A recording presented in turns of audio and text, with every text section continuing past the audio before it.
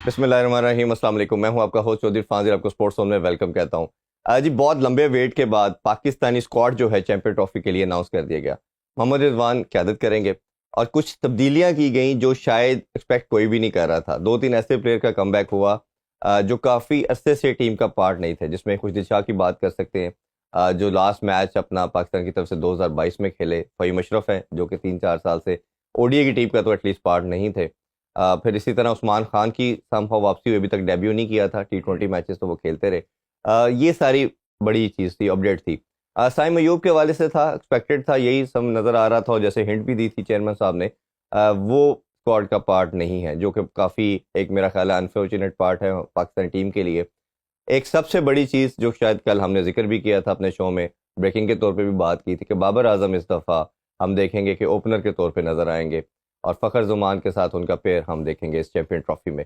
अ, एक बड़ी अच्छी चीज़ ये है कि जिस तरह कल चेयरमैन साहब ने एक प्रेस कॉन्फ्रेंस भी की, उन्होंने बताया कि पाकिस्तान ने दुनिया में समहाउ ये रिकॉर्ड बनाया है कि 110 दिन के अंदर हमने अपने स्टेडियम की अपग्रेडेशन कंप्लीट की है और ये मेरा ख्याल है कि काफ़ी बड़ी अचीवमेंट है।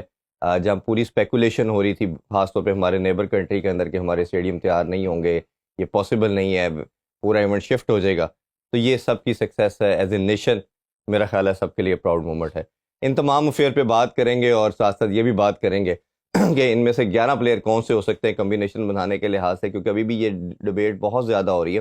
कहीं ना कहीं टीम ये एक्सपीरियंस लैक करती है और शायद स्पिनर के ऊपर भी हम बात करेंगे कि सिर्फ एक रेगुलर स्पिनर के साथ पाकिस्तानी टीम इस कंपटीशन में आएगी। इस पर डिस्कशन के लिए जी हमारे जो गेस्ट हैं बहुत स्पेशल हैं, हमारा सम हाउ परमानेंट फीचर है इस शो का।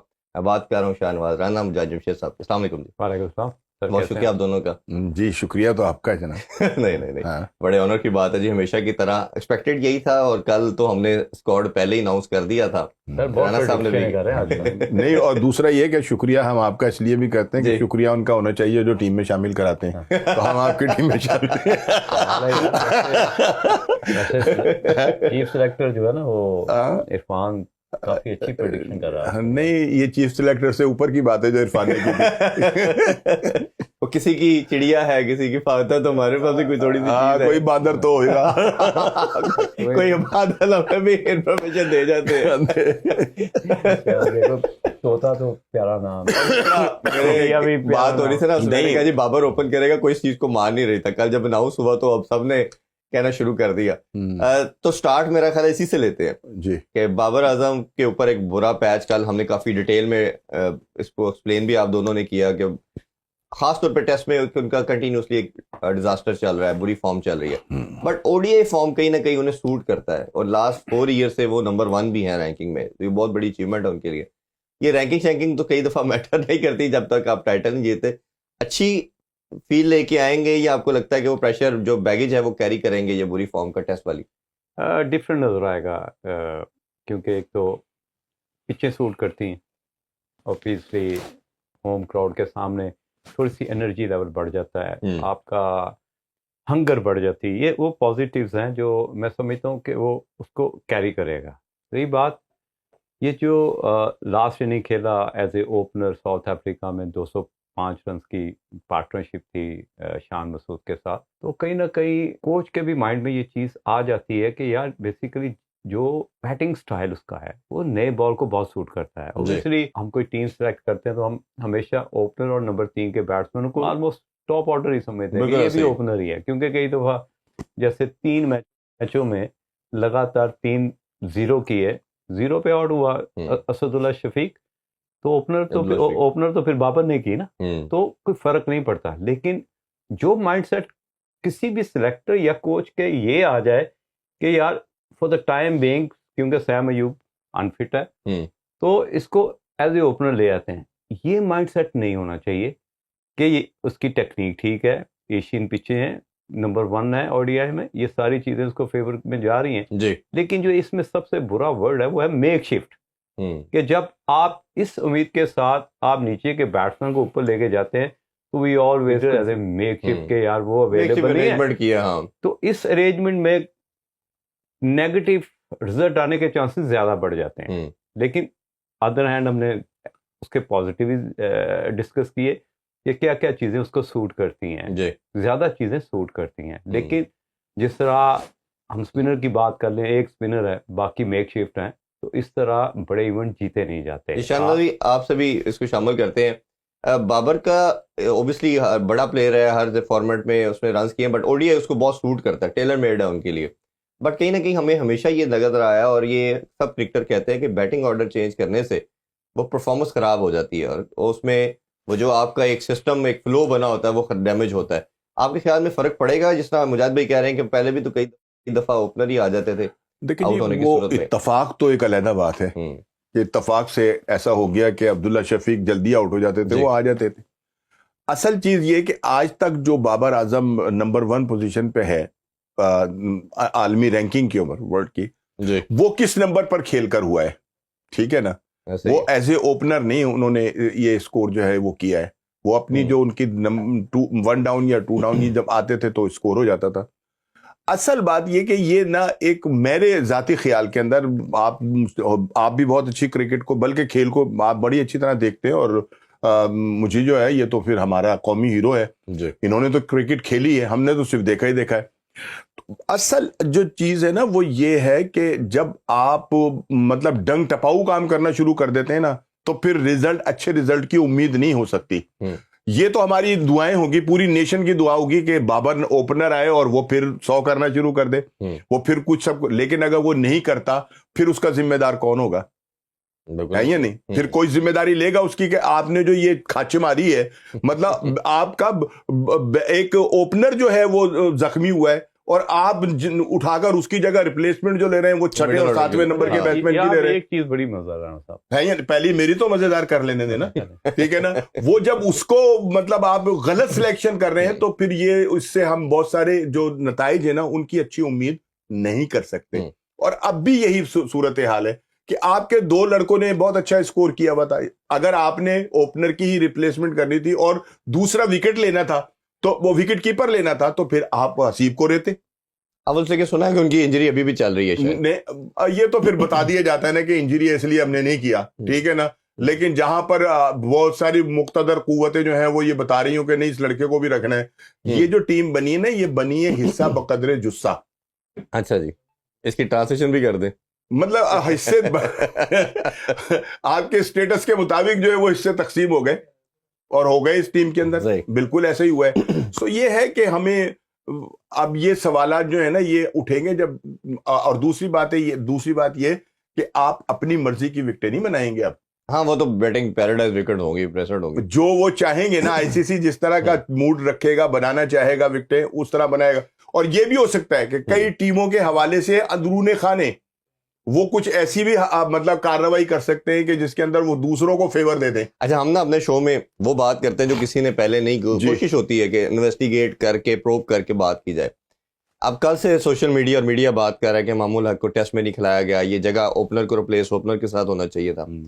तो फिर मैंने ना कल से अपनी इन्वेस्टिगेशन शुरू की कि आखिर क्या रीज़न है कि माम की टेस्ट में 50 से ऊपर एवरेज है, ओडीए में भी है, चले तेज़ इतना नहीं खेलता, लेकिन एटलीस्ट एक कंसिस्टेंट रन करने वाला ओपनर था। और जब दोनों ओपनर आपके मौजूद नहीं है जो रेगुलर थे, अब्दुल्ला शफीक और साइम आपके रेगुलर ओपनर थे। और वैसा मैंने पहले कहा कि कोई भी दुनिया अपने कोर को नहीं छेड़ती, एक आधे प्लेयर की चेंजिंग होती है, तो हम कोर को ही छेड़ दिए, दोनों ही ओपनर चले गए। अब आपने जब इमाम का मैंने देखना शुरू किया तो मुझे कहीं ना कहीं ये पता चला कि उसके कोई एटीट्यूड के मसाइल सामने आए। जैसे अभी 3 दिन पहले 3 रोज़ा मैच जो था वेस्ट इंडीज से, टेस्ट मैच सीरीज से पहले उनको कप्तान बनाया गया, वो थर्ड डे टीम का पार्ट ही नहीं थे, वो लाहौर ट्रैवल करके आ गए।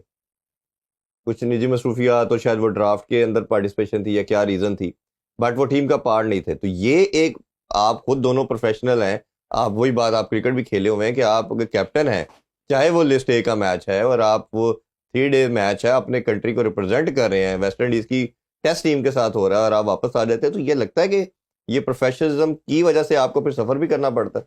या ये जो उमर अकमल वगैरह पे अगर बात करते हैं, अहमद शहजाद की, तो ऐसी छोटी मोटी एटीट्यूड का ही प्रॉब्लम, यही चीजें थी, वो हाईलाइट हो जाते हैं। ये छुपे हुए बिहाइंड द सीन जो चीजें, ये ऐसी होनी नहीं चाहिए। अभी आप देखे पिछले हफ्ते विराट कोहली रणजी ट्रॉफी खेलने गए जी, और 6 पे गालिबन बोल्ड हुए हैं। हाँ जी, आउट हो गए 6। कोई ना कोई तो उसका मेंटर होगा जिसने एडवाइस की होगी कि यार अपनी फॉर्म गेन करने के लिए आप वापस उस बेसिक्स पे जाओ जिस बेसिक से आप यहाँ पे आए हो। बिल्कुल होता है ऐसे। कई दफा सर्कल आपको मजबूरन लेना पड़ता है। ये मजबूरी में गया कि यहाँ पे मैं फॉर्म गेन करूँ।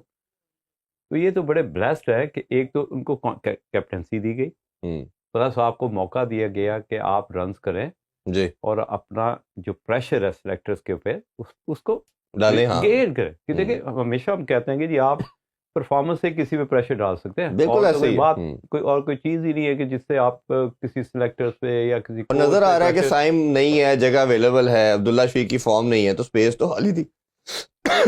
ये चीज़ें एज ए प्रोफेशन इनको सोचना है, इनका ओन डिसीजन होना चाहिए। ये नहीं है कि ड्राफ्टिंग के लिए आपको आना पड़ा तो आप फ्लाइट लेके नहीं, आ इसके गए। पीछे कुछ और तो भी वजूहत इसके हो पीछे कुछ सकती और हैं, वजूहत हो और भी हो सकती हैं। सकती हैं। ये भी हो आपने सकता है बड़ी कि उन्हें अच्छी पता था कि उनको टीम में सिलेक्ट नहीं किया नहीं जाएगा। सर, कैसे आप पहले नहीं। प्री एजम्प्ट कैसे कर सकते हैं कि अभी आप कप्तान है, अपनी ड्यूटी तो पहले परफॉर्म करें ना, फिर तो वो जो आप सिलेक्टर करता आप है। ठीक कह रहे हैं, वो हाँ। ये बिल्कुल दुरुस्त है कि जो अब आपको हम ये शो कर रहे हैं, जिम्मेदारी दी गई हम है, ये उसको शो पूरा- कर रहे हैं, शो हाँ। को दरमियान में या एक ब्रेक आती है, आप चले जाए, मैं चलो, ये कोई चला जाए, और बाद में कहीं चले जाए, वो कोई नहीं, मसले बाकी देख लेंगे, तो ऐसा तो कभी किया नहीं ना जा सकता। तो नहीं, आप जितने मर्जी अच्छा अच्छे हो। यार, मुझे एक चीज़ समझ नहीं आती कि आप एक प्लेयर को, 2-3 प्लेयर आपने इसी स्क्वाड में देखे लाइकिंग पे आए, जी परफॉर्मेंस पे नहीं आए।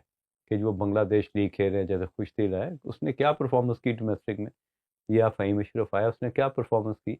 नंबर एक कि जी फ़हीम अशरफ वाहद ऐसा क्रिकेटर था जिसकी बॉलिंग को थोड़ा सा इंप्रूव करना था आपने। जी he was a classical allrounder, उसको बेहतर ऑलराउंडर बनाया जा सकता है। जिस तरह रज़ाक को नंबर 3 पे कई दफ़ा खिलाया, 4 पे जी खिलाया, मीन के उस तरह की एबिलिटी थी इसके अंदर इरफान।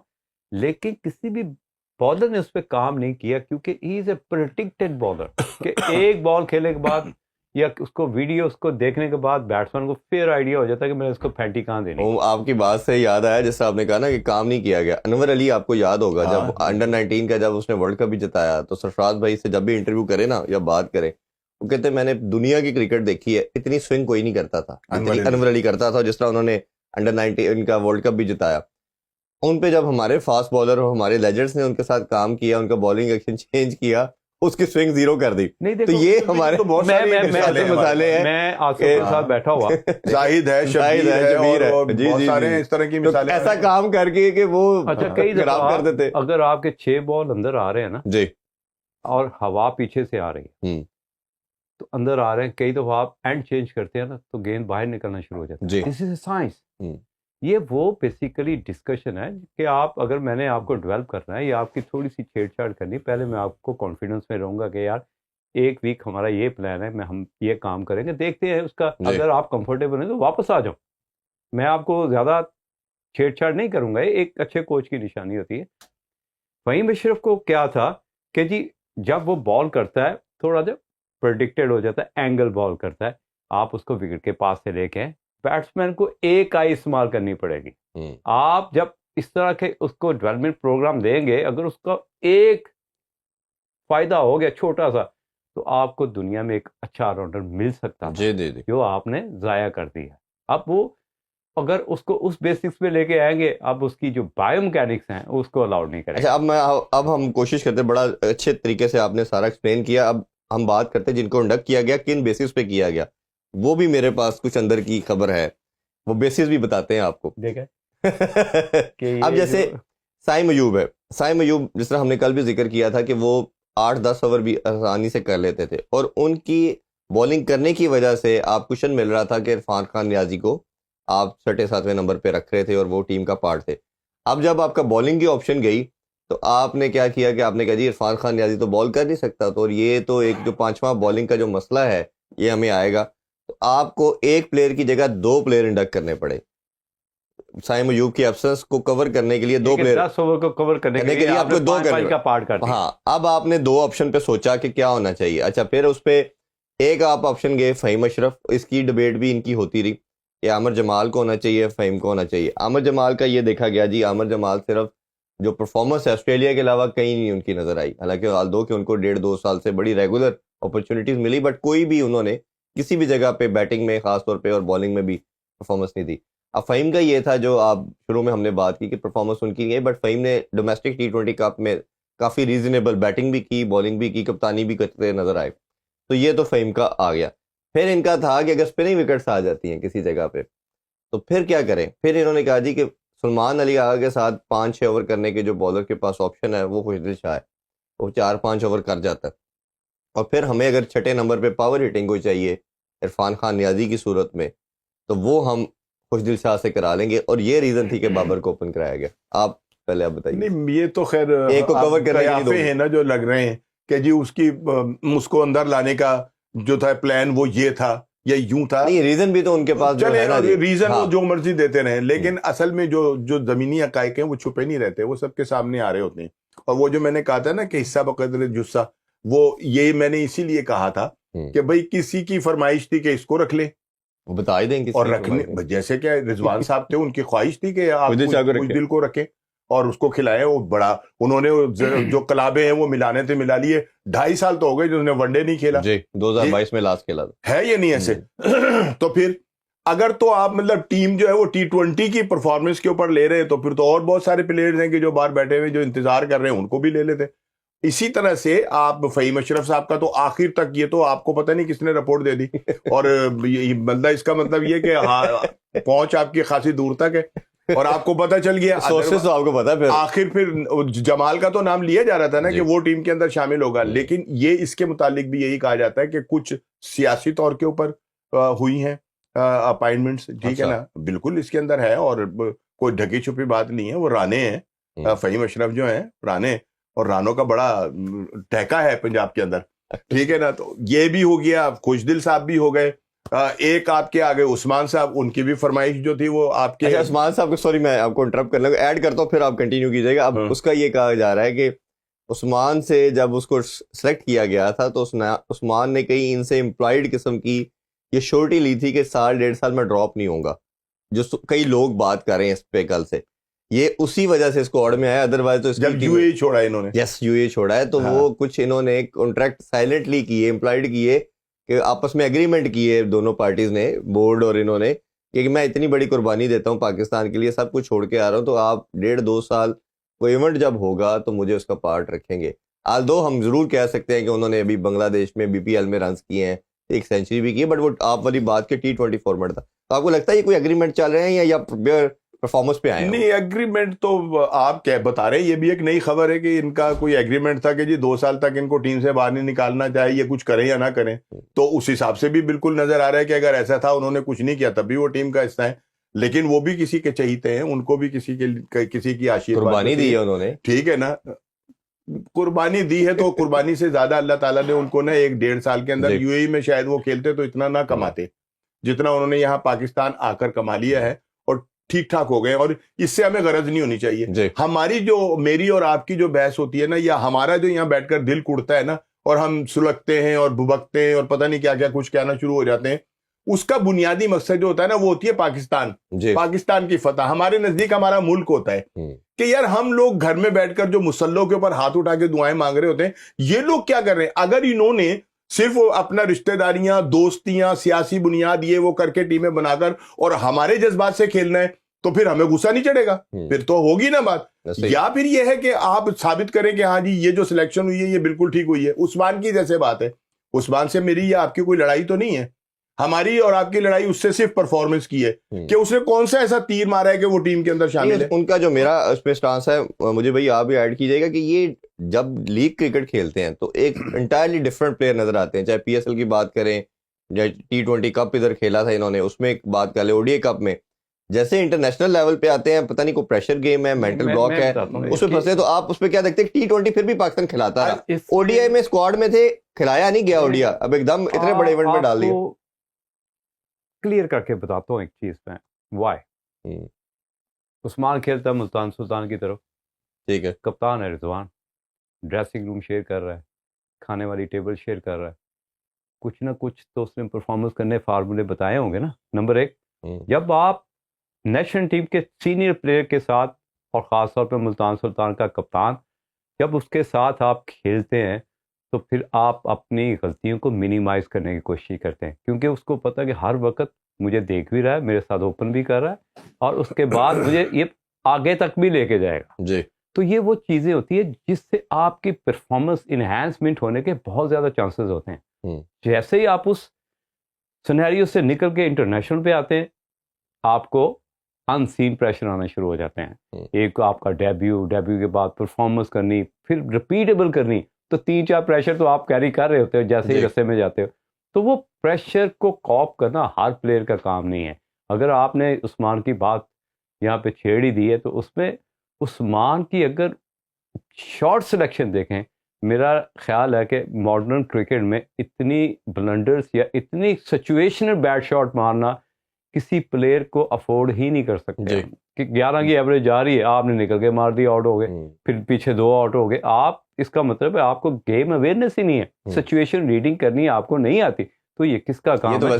यही तो हम कह रहे हैं कि भाई वो कौन सी परफॉर्मेंस है। देखिए राणा साहब, अच्छा एक बंदा ना, एक लड़का जिसका मैं नाम जो है वो देखे भूल रहा हूँ, हमारे विकेट कीपर बैट्समैन है, अंडर 19 का कप्तान भी वो रहा, रोहेल है या नहीं? क्या उसकी परफॉर्मेंस नहीं है? अगर आपको सेकंड विकेट कीपर ही रखना है और वो मुख्तलिफ मौकों पर टीम का हिस्सा भी रहा है, ऐसा कहते रहे पाकिस्तान का फ्यूचर है, ये है वो है, लेना देना, तो वो परफॉर्मेंस करके भी अगर बाहर हो जाए रोहेल, तो फिर ये ज्यादती नहीं होगी तो क्या होगा? अब ये तो देखो ना। दूसरा, जब आपके अगेंस्ट कोई टीम आती है, आप मुल्तान सुल्तान पिछले 3 साल से डोमिनेट कर रही है, तो बॉलर्स, जितने भी बॉलर्स होते हैं, उन पे एक सर्टेन प्रेशर होता है कि यार इनको बॉल करने का है। आपको इन फॉर्म भी है और आप उस टीम का पार्ट भी है जो चैंपियन टीम है। आपके इर्द गिर्द टॉप क्लास प्लेयर्स हैं जो बार बार परफॉर्मेंस कर रहे हैं। उसमें जो अब हम देख रहे हैं ना, साइम अयूब क्यों एकदम स्टैंड आउट कर गया, वो यही चीज जो आप दोनों ने बात की कि वो प्रेशर को गेज किया, उसने अब्जॉर्ब किया और फिर एग्जीक्यूशन की तरफ गया। ये जो बाकी जितने लड़के इसके साथ खेले, ये इंटरनेशनल जब वो स्टेडियम में मेरा ख्याल है आके हवास बाख्ता हुए थे। उस्मान की बात करें तो मैंने अमेरिका में इसको देख रहा था, आप बॉडी लैंग्वेज प्रैक्टिस करते हुए, तो सबसे पहले ये मेंटोरिंग है, आपने उसको बताना है, समझाना है कि भाईजान ये आपकी जगह है, ये आपने इधर आना ही था, ये आपने ही इसको कंकर भी करना है, आपने अब आप आ गए हो इस जगह, आ गए और आपने कंकर करके निकलना है इधर से। देखिए साइम के ऊपर थोड़ी मतलब उसको क्रिटिसाइज किया गया, 23 फेलियर है जी, 23 फेलियर है या नहीं? और मुसलसल कह रहे थे कि यार ये फेल होने के बावजूद इसको खिलाए चले जा रहे हैं, कभी वनडे खिला रहे हैं, कभी T20 खिला रहे हैं, कभी खिला लिया, हर जगह टेस्ट मैच उसको दे दिया। लेकिन जब उसको दिया और उसको कॉन्फिडेंस दिया कि भाई नहीं तुमने करना है, तो वो जनाबे अली एक लम्हे के अंदर वो हीरो बन के रह गए। लेकिन उनकी ना एक चीज, साइम की एक चीज बाकियों से पहले फेलियर में भी अच्छी थी, वो दिलेर था। उसकी बॉडी लैंग्वेज के अंदर वो अटैक करता था, क्रिकेट खेलता रहा, वो बाकियों की तरह डरा नहीं। मेंटोर कोई ना कोई अच्छा होगा उसका था, जिसकी वजह से या खुद वो मेंटली स्ट्रांग था कि फेलियर से डरा नहीं, वो चार्ज करता रहा। अभी एक ब्रेक लेते हैं जी, ब्रेक से वापस आके अभी स्क्वाड में और बड़ी सिलेक्शन ऐसी है जिसपे बात करना अभी रहती है। हमारे साथ रहिए, डिटेल में करेंगे आप। Welcome back in sports on. हम बात करें पाकिस्तानी स्क्वाड के वाले से चैंपियन ट्रॉफी के लिए जो सेलेक्ट किया गया है, एक और बड़ी सिलेक्शन। मैं वैसे एक चीज़ कहता चलूँ, मैं हमेशा बात करता हूँ कि जो सिलेक्शन का काम है ना, ये बड़ी थैंकलेस जॉब है। शायद आप पाकिस्तान में किसी को भी खुश नहीं कर सकते, कोई ना कोई किसी का फेवरेट होता है कि नहीं होता, बट अगेन हमारा मकसद जो है वो कंस्ट्रक्टिव बात करना है और परफॉर्मेंस के ऊपर बात करते हैं। तो मेरा ख्याल है आई एम श्योर कि लोग भी इसको समझते हैं, जो सुनना चाहते हैं वो वही हम बात करें। अच्छा, एक साउथ शकील की इंडक्शन। अब एक चीज़ जो कल आपने असद शफीक का जब उन्होंने थोड़ा ब्रीफिंग दी प्लेयर्स के वाले से, उन्होंने कहा कि असद हम साउथ शकील डोमेस्टिक में रन करते आए हैं और ये इंटरनेशनल में भी बड़ा कंसिस्टेंट परफॉर्मेंस है, इनको रखा गया। तो उस टाइम मेरे माइंड में 2 चीज़ें आ रही थी। तो भाईजान जो 2023 के वर्ल्ड कप के बाद 1.5 साल आपने इनको नहीं खिलाया, तो उस टाइम सारे के सारे वो ब्रेन कहाँ थे जब आप उन्हें सेलेक्ट नहीं किया? फिर उन्होंने एक और बात बड़ी स्ट्रेंज की, वो तो मैंने पहले ही कल भी कहा, आज भी कहा कि बाबर ही ओपन करेगा, लेकिन उन्होंने एक स्टेटमेंट ऐड की कि ये मिडल में भी खेल सकते हैं, ओपनर भी खेल सकते हैं। यानी कि आपको भी अभी क्लैरिटी नहीं है करना क्या उनका। नहीं, और अभी तीसरा भी कोई ओपनर आ सकता है, ये भी आप अपने ज़हन में रखिए और आज की ये बात याद रखिएगा।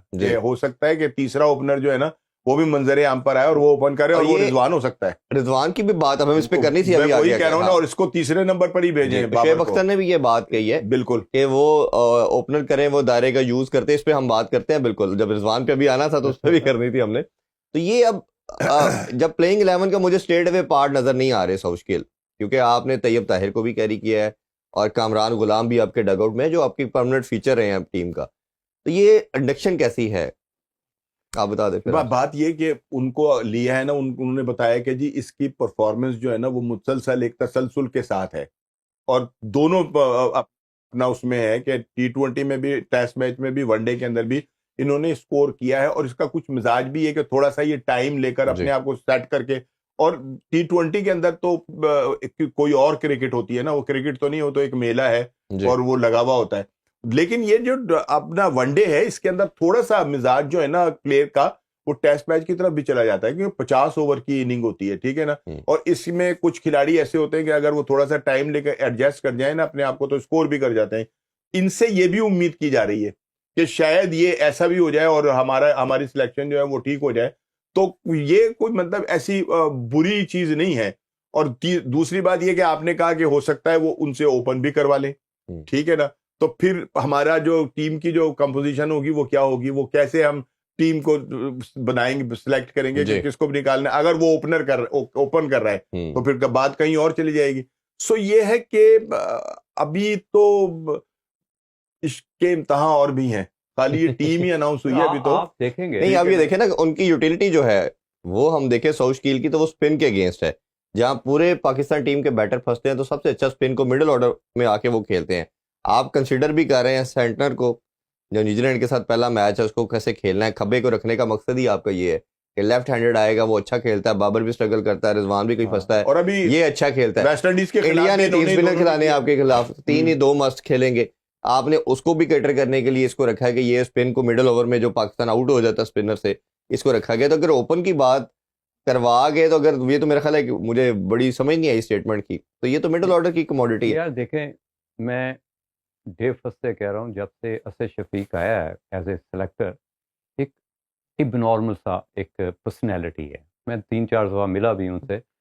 जब आप किसी को कोई डिस्कशन में लेके आते हैं ना, तो जो आपके जवाब मिल रहे होते हैं किसी भी एंगल से, तो उससे यही लगता है कि यार इसको सिर्फ अपनी क्रिकेट के अलावा कुछ सूझबूझ ही नहीं है। क्योंकि ये ऐसे फोकस प्लेयर्स होते हैं जो सिर्फ अपनी क्रिकेट को एंजॉय कर रहे होते हैं, अपनी क्रिकेट को ही लेके चल रहे होते हैं, लेफ्ट राइट क्या हो रहा होता है उनको कोई आइडिया नहीं होता। तो Asad Shafiq one of them. एक तो लॉजिक उनकी बात में कहीं भी नहीं था कि हम कहें कि यार बड़ी लॉजिकली बात की है। और रही बात, एक क्रिकेटर जिसने 80 टेस्ट मैच खेले हों, वो कैसे कह सकता है कि ओपनर एक स्पेशलिस्ट जॉब, ये आप उठा के इसको उसकी जगह पे, इसको उसकी जगह पे नहीं लेके जा सकते। ओपनर को ओपनर से रिप्लेस करना आपने, लग जाए पंजाबी के अंदर, सीधी सी बात है जी। अगर मैं अच्छा, ये जो इतना खलारा डाला ना, उसको ओपन करा देंगे, उसको पीछे कर देंगे, वो छठे पे चलेगा, 5वें पे चलेगा। ओपनर को ओपनर से रिप्लेस करते हैं, जो कोर था इसी तरह खेलता, आपके ही कोई प्रॉब्लम नहीं था, कुछ छेड़खानी थी नहीं। प्रेडिक्शन दे रहा हूँ,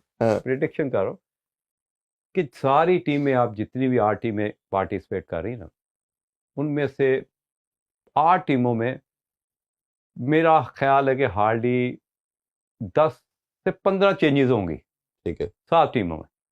आप पाकिस्तान में जब एक आधा मैच हारे ना, तो चेंजेस की फिर आप उसी लेवल पे चले जाएंगे जो पूरी टीमें चेंज करती हैं, और आप उसी जगह पे खड़े हो। मैं तो आपको ये भी एक एडवांस बता देता हूँ, ये आपने ट्राई नेशन खेलने हैं ना 2-3 मैच, आपने 12 तक आपके पास टाइम है चेंजिंग करने का। आपका 8 को भी मैच है, एक आपका उसके 10 को भी है, उसके बाद 11 को प्रॉब्ली। जब उसमें भी कोई खुदा न खास्ता किसी की बुरी परफॉर्मेंस हुई ना, तब भी इन्होंने बात करना शुरू कर दी, कोई चेंज हो सकता है, एक आधा प्लेयर तो कर दे। तो हमारे सिस्टम में तो है। अच्छा, एक और चीज, आप तो बड़े अरसे से कवर कर रहे हैं क्रिकेट को, हमेशा हम देखते आए हैं 30-40 साल की जो हिस्ट्री रही है, और अभी दुनिया सारी ने जो स्क्वाड अनाउंस की है, खासतौर पे हम अपने नेबर से ही बात डिस्कशन करते हैं, चीफ सेलेक्टर बैठा है, कैप्टन बैठा है, और उन्होंने टीम अनाउंस की है। उसके बाद आधे पौने घंटे का क्वेश्चन आंसर का सेशन हुआ है, किस प्लेयर को क्यों रखा गया, क्या लॉजिक थी, क्या रीज़न थी, किनको सेलेक्ट नहीं किया गया, उन पर डिबेट हुई और आंसर मिले। ये एक पीसीबी की तरफ से इस नए रिजीम का एक नया एक डायरेक्शन देखी है। प्रेस रिलीज आ जाती है, अपनी स्टेटमेंट दे के ख़त्म, कोई जवाब सवाल नहीं। और टीम, पहले तो पिछली जो टीम आती रही है वो तो सिर्फली हमें रिलीज के थ्रू मिलती रही है कि ये प्लेयर हैं जी, आप खुद ही सोचते रहे, अंदाजे लगाते रहे क्यों रखा गया, क्यों नहीं रखा। ये क्या माइंडसेट है कि मीडिया से इतना अवॉइड?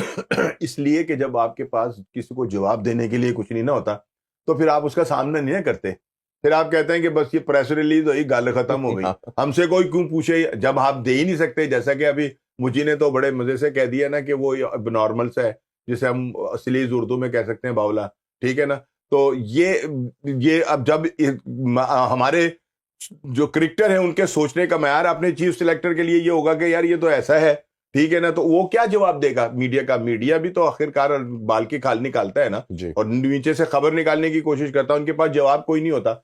और दूसरी बात ये है ना कि ये मेरा जाती ख्याल है, मैं मतलब उस पर वो नहीं कर रहा, आपका या उनमें कोई कदगर नहीं लगा रहा, लेकिन इतना जरूर है कि हमारा चीफ सिलेक्टर जो है ना वो खुद मुख्तार भी मुझे नजर नहीं आता। वैसे तो चीफ सिलेक्टर बताता, चलो कोई ये है ही नहीं नाम है, तो है, चीफ सिलेक्टर तो कोई है नहीं है वैसे, है तो कोई नहीं, वही मैं कह रहा हूँ ना। लेकिन हमें कुछ जो मुख्तलिफ जो वो है ना सोर्सेज और मुख्तलिफ वो आगे जो है दे दिए जी। वो सारी जो है ना वो भी उनका भी सामना करना पड़ता है। या तो ये हो ना कि जनाब चौधरी साहब ने ही सारी टीम बनानी है, फिर चौधरी साहब धड़ल्ले से बनाएंगे फिर अपनी मर्जी से अच्छी करके, लेकिन जहाँ पता होगा कि मुझे का भी दो रखने, मैंने भी इनका रखने। इन्होंने बात की राणा, मैं कहता हूँ कि हमें 2 नाम देके थोड़ा सा 3 नाम देके, फ़हीम अशरफ जी, खुशदिल शाह और उस्मान, यही ना 3 प्लेयर जो, या सौद शकील कह लें आपके थोड़ा सा, लेकिन इनमें 2 नाम ऐसे हैं, खुशदिल और Usman, where they belong to Multan सुल्तान,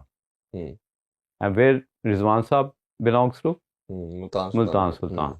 क्योंकि उसने इस सिचुएशन में, क्योंकि मेगा इवेंट है, उसने उन प्लेयर्स पे ज़्यादा फोकस किया। डेफिनेटली ओनर का प्रेशर तो होगा कि यार ये प्लेयर है, तुम्हें जितवा सकते हैं। वो देखो सरफराज जब चैंपियन हुआ, कितने रिवॉर्ड मिले, कितने इनामात मिले, कितनी रिस्पेक्ट मिली। अभी तक वो इस चैंपियनशिप के कप को एंजॉय कर रहा है, और कभी भी बात हो, चाहे 50 साल के बाद, बन चुकी है ना जी, 92 के बाद, जब आप चैंपियनशिप की इतना बड़ा आपको रिवॉर्ड मिल रहे हैं, तो आपको कोई ना कोई तो मेंटर बताता होगा, ये रिजवान अगर तू जीतेगा तो तेरी क्रिकेट यहाँ चली जाएगी, तेरा कैरियर लंबा हो जाएगा। लेकिन मेरा वैसे जितना मैं इनको जानता हूँ ना, ये एक फेज में ऐसे आ जाते हैं जब ये खुद बन जाते हैं, किसी से नहीं पूछते, ये समझते हैं हम अकले कुल हैं। नहीं, और दूसरी बात ये है कि ठीक है कि मुल्तान सुल्तान से दोनों का ताल्लुक है, ये मुल्तान सुल्तान की तो नहीं बन, पाकिस्तान की है, ये पाकिस्तान की टीम, और उधर कप्तान जो है वो मुल्तान सुल्तान का, तो वो बात करें मुल्तान की फिर। लेकिन जब आप पाकिस्तान के कप्तान हैं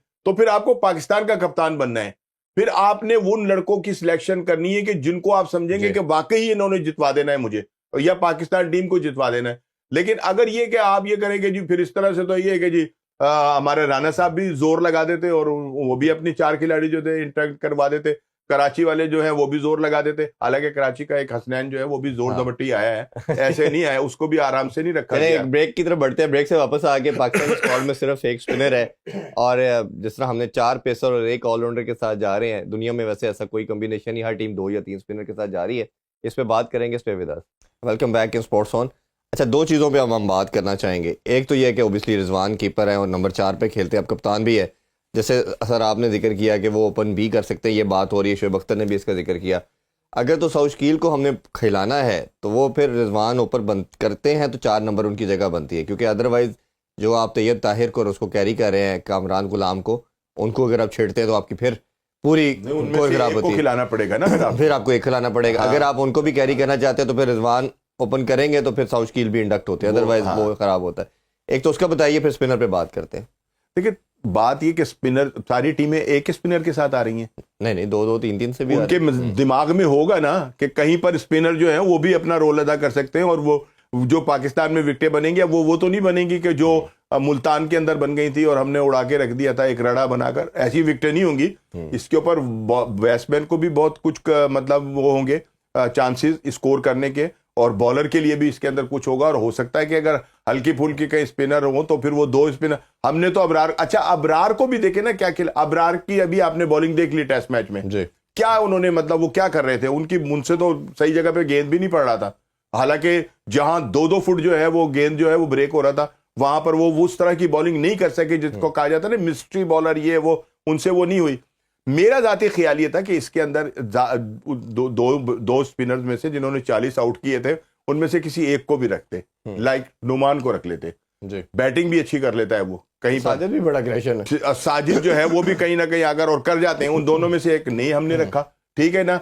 तो अभी जो हमारी अपनी जो हमारे जो अपने मसाइल हैं वो ऐसे हैं कि जिसके ऊपर, और फिर अभी आपने बात की इसकी सऊद शकील की। जी अगर आपको सऊद शकील को खिलाने तो फिर 2 में से 1 की कुर्बानी देनी पड़ेगी। आप आगा को खिलाएं या उसको खिलाएं। नहीं, आगा तो वाइस कैप्टन आगा तो नहीं हटता, ठीक है ना। नहीं मैं एक बात बता रहा हूँ ना कि कामरान एक अच्छा वो लड़का के जिससे उम्मीद की जा सकती है कि वो कुछ ना कुछ कर जाएगा, फिर उसको बाहर बिठाएगा। मेरा ख्याल आगा तो हमारी कंपोजिशन नहीं जो है वो बिल्कुल ठीक है। अच्छा, स्पिनर के हवाले से जिस तरह इन्होंने बताया, ये एक मुश्किल फैसला है, और जो मेरी डिस्कशन भी हुई और जो मेरे तक खबर भी आई वो यही है कि समहाउ उनका प्लान ये है कि फरवरी मार्च में बॉल जो है पाकिस्तान में स्पिन नहीं होती, यूएई के अंदर भी नहीं होती, क्योंकि समर में जाके फिर विकेट थोड़े क्रैक्स आते हैं, और ये जो आईसीसी ने विकेट्स बनानी है, ये बैटिंग विकेट्स बनानी है, तो एडिशनल स्पिनर डालने की ज़रूरत नहीं है। कोर पे ही फैसला किया गया कि फास्ट बॉलिंग रखे, जो आपकी कंटिन्यूटी चल रही थी साउथ अफ्रीका और ऑस्ट्रेलिया में। तो आपका क्या ओपिनियन? देखो इरफान, अगर मैं सिलेक्टर होता तो मैं बड़ा वाइजली कुछ चीज़ों पे फोकस करता।